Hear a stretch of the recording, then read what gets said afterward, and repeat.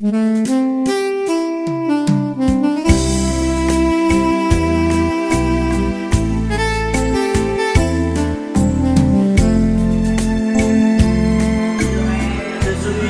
et de La Rochelle, et ainsi que les Lamangues. Chaleureusement présente à cette soirée, l'association Solidarité Loud Cholet. Après la musique et la danse populaire, notre dernière danse intitulée Si Candon ou 4000 îles. Ce sera la dernière de notre page culturelle avant le défilé de costumes traditionnels des différentes régions du Laos. Cette danse trouve son origine au sud du Laos, où on trouve le plus célèbre chute de Kron, juste à la limite du frontière avec les Cambodge. Cette danse exprime les préoccupations des jeunes laotiens, c'est-à-dire que parallèlement à l'éducation, l'art de la danse est enseigné dès les plus jeunes âges. Voici la danse